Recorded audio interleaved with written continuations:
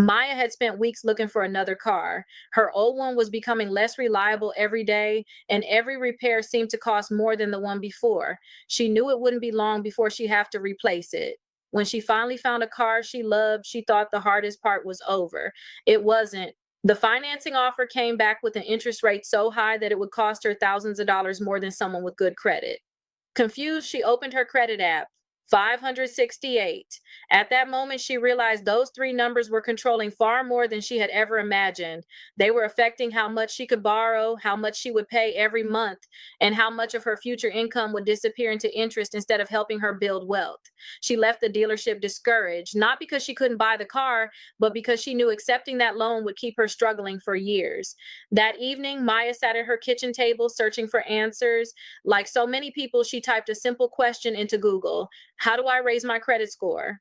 After scrolling through dozens of videos giving conflicting advice, she came across something different. It was Kita. One sentence immediately caught her attention. Your credit score isn't the problem, it's simply the result. If you want to change the number, you have to understand what's creating it. That one sentence completely changed the way Maya looked at credit. Instead of continuing to guess, she ordered raise your credit score 100 plus points in 30 days and decided to commit to the process exactly as it was written. As she flipped through the pages, she noticed something she hadn't found anywhere else. Every day had a purpose.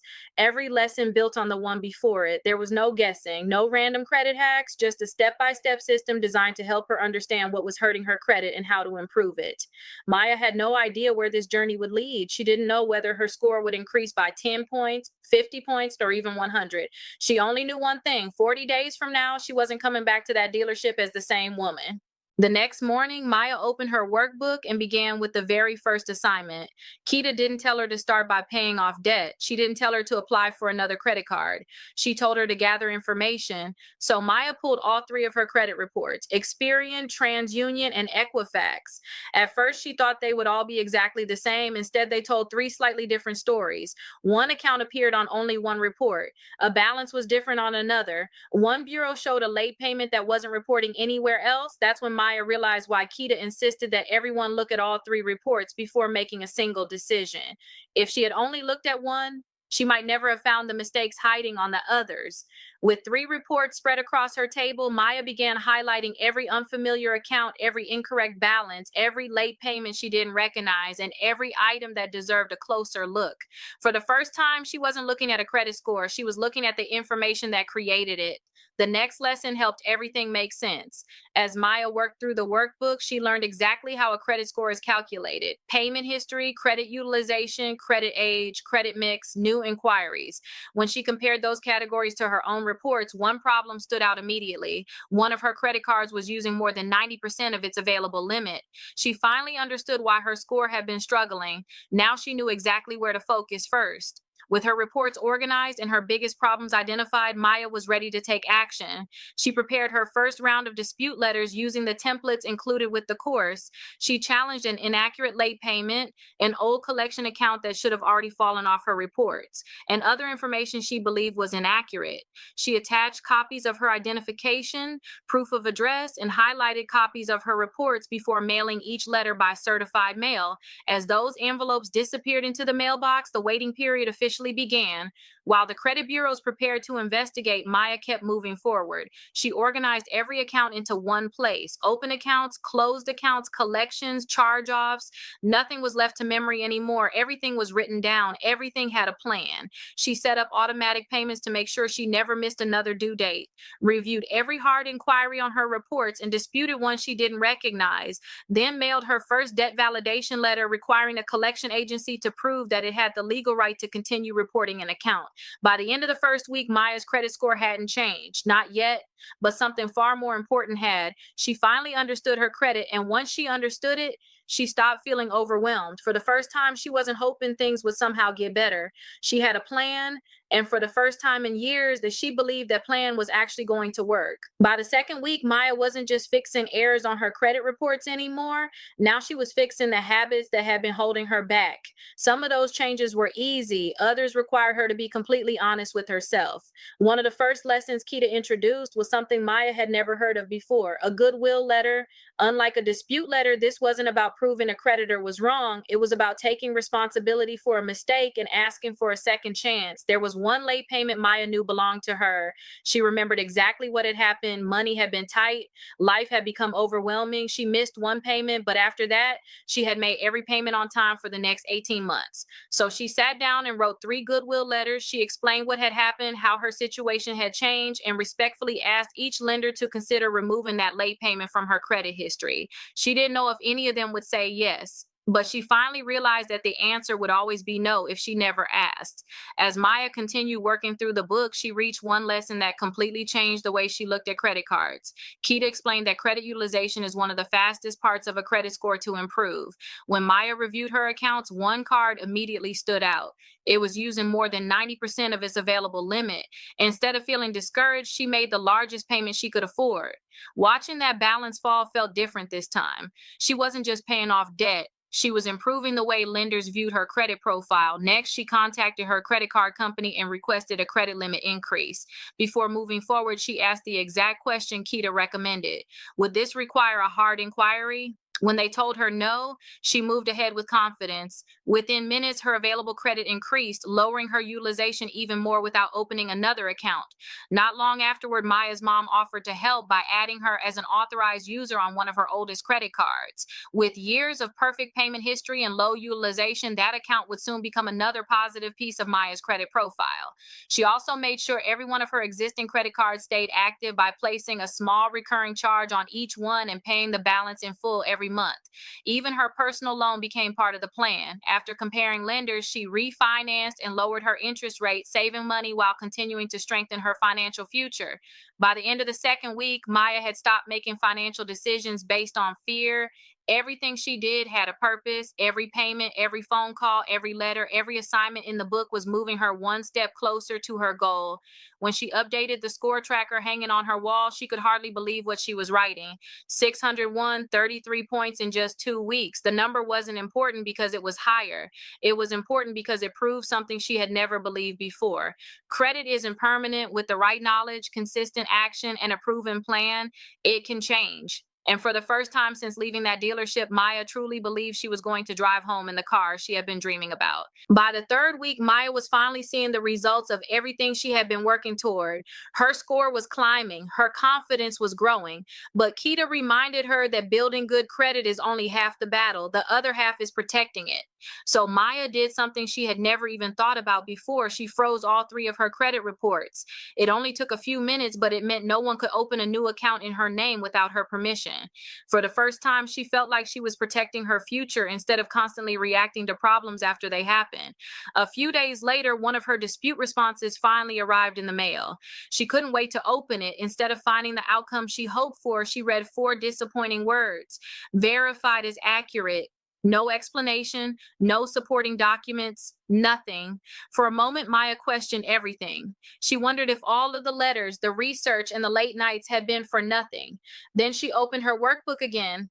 Kita explained that one response doesn't end the process. Credit bureaus have legal responsibilities when they investigate disputed information, and consumers have rights when they believe those responsibilities haven't been met. That reminder changed Maya's mindset. She stopped looking at that letter as a defeat. Instead, she saw it as the beginning of the next step. While reviewing her reports again, Maya went back to the unfamiliar account she had noticed during the first week. The more she investigated it, the more obvious it became that something wasn't right.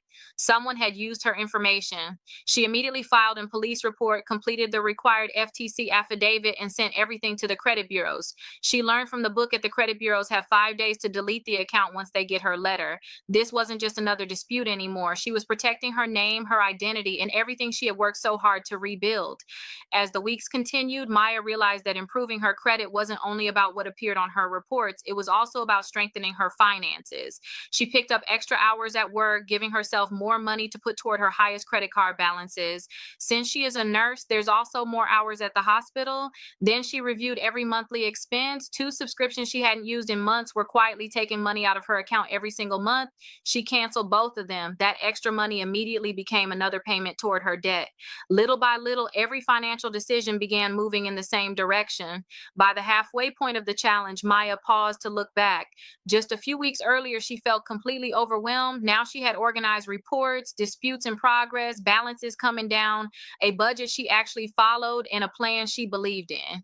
When she updated the score tracker hanging on her wall, she smiled as she crossed out 601 and carefully wrote 629, 61 points higher than where she had started. But the biggest change wasn't the number, it was the woman looking back at her in the mirror. She wasn't afraid of her finances anymore. She understood them. She had stopped reacting to problems and started creating solutions. And with every step she took, the dream of driving home in a reliable car felt less like wishful thinking and more like a date that was getting closer every single day. By the fourth week, Maya wasn't just trying to raise her credit score anymore. She was building the kind of financial habits that could change the rest of her life.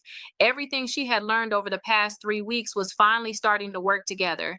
The negative accounts were being challenged, her balances were coming down. Now it was time to start adding more positive information to her credit profile. One of the first things Maya did was begin reporting her rent. It surprised her to learn that the largest bill she paid every single month hadn't been helping her credit at all. Now, every on time rent payment had the opportunity to strengthen her credit history. She used a company called Rental Karma. Rickita had a discount code in the book that helped her get a discount. The code is Rickita25. As she continued through the workbook, Maya discovered something she wished she had learned years earlier. Paying a credit card on time isn't always enough. What matters is the balance that's reported to the credit bureaus. Instead of waiting until the due date, she started paying her cards 5 days before her due date and wouldn't use her card again until 5 days after her due date. This was so lower balances would appear on her reports. It wasn't about paying more money, it was about understanding how the system worked and using it to her advantage. To continue strengthening her credit profile, Maya opened a secured credit card that reported to all three credit bureaus. Kita explained that there are credit cards that graduate, which mean that with good payments, the credit card company will give Maya her money back and increase her credit limit. There were three that Kita loved: Navy Federal, Discover, and Capital One. She decided to get a Navy Federal secured credit card because she could put a $200 deposit on the card and it will graduate in about 3 to 7 months to a credit card with a $2,000 unsecured credit card. She placed one small recurring charge on the card and committed to paying it in full every month. Simple habits, repeated consistently, were beginning to replace years of financial uncertainty. Kita also introduced Maya to a simple system for managing multiple credit cards. Each card had its own purpose: one for gas, one for groceries, one for monthly subscriptions, one for utilities. By giving every card a specific job and keeping every balance low, Maya no longer felt overwhelmed every time she opened her wallet. For the first time, her finances felt organized, not stressful, not confusing, organized. As Maya continued building her credit, she became much more intentional about applying for new accounts. Instead of filling out applications and hoping for the best, she used pre-qualification tools to improve her approval odds while avoiding unnecessary hard inquiries. Kita has a list on her website of over 40 different accounts that let you pre-qualify without a hard inquiry. She also added an installment account to strengthen her credit mix, making her overall profile even more attractive to future lenders. Kita told her to get the pledge loan from Navy Federal. It's a secured loan that will help her build her credit even more. Then she reached one of the final exercises in the workbook. It asked her to create a 90-day plan. Without hesitation, Maya picked up her pen and wrote one goal across the page: 700 credit score. Just a month earlier, that number felt impossible. Now, it felt inevitable. When one of her disputed accounts came back marked verified, Maya didn't become discouraged. Instead, she joined Kita's membership and prepared a second round of dispute letters. She had learned that rebuilding credit isn't about quitting after the first obstacle. It's about staying consistent until every inaccurate item has been properly investigated. Somewhere along the way, Maya realized this journey wasn't just changing her life, it could change someone else's too. She bought an extra workbook for her cousin and spent the evening walking her through the very first steps, sharing everything she had learned over the past month. Helping someone else reminded Maya just how far she had come. When the 30th day finally arrived, she quietly closed the workbook. She wanted to check her score. She wanted immediate answers, but she remembered something Kita had said from the very beginning. The credit bureaus need time to complete their investigations. Results don't always happen the day you finish the work. Sometimes the hardest part of rebuilding your credit isn't writing the letters or paying down the debt or changing your habits. Sometimes the hardest part is trusting the process. As Maya Maya updated the score tracker on her wall one more time, she carefully crossed out 629 and wrote 651 beneath it. Then she left one final space blank. Not because she was uncertain, but because she knew she had done everything she could. Now it was simply a matter of giving the process time to work. 10 days passed, the letters had been mailed, the payments had been made, the phone calls had been answered. Now there was nothing left for Maya to do except wait. Waiting turned out to be the hardest part of the entire journey. Every morning she wondered if today would be the day. Every notification made her reach for her phone. Every time she opened her credit app, she hoped something had changed. Then one morning, it finally did. Maya opened her credit app and stared at the screen. She blinked, looked again, then smiled. 672. She didn't say a word. She just sat there for a moment, letting it sink in. 40 days earlier, her score had been 568. Now it was 672, 104 points higher than where she started. She walked over to the score tracker hanging on her wall and carefully wrote one final number, 672. Then she stepped back and looked at every score that had brought her to this moment: 568, 601, 629, 651, 672.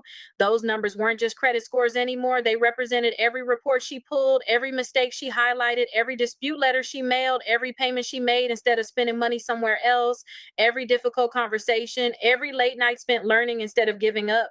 The score had changed because Maya had changed. A few days later, she found herself pulling back into a dealership, the same place that had once made her feel defeated.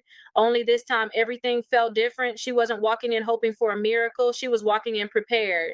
When the financing came back, the numbers finally reflected all the work she had put in: a lower interest rate, a lower monthly payment, a loan that fit her budget instead of controlling her future.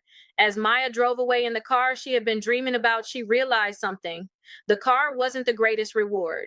The confidence was. She had learned how credit works. She had learned how to protect it. And most importantly, she had learned that financial freedom isn't built by one big decision. It's built one small decision at a time, one lesson, one payment, one letter, one step after another. That's exactly what Kita had been teaching her from the very beginning. This journey was never about chasing the perfect credit score. It was about creating opportunities that didn't exist 40 days earlier. And that's exactly what Maya had done.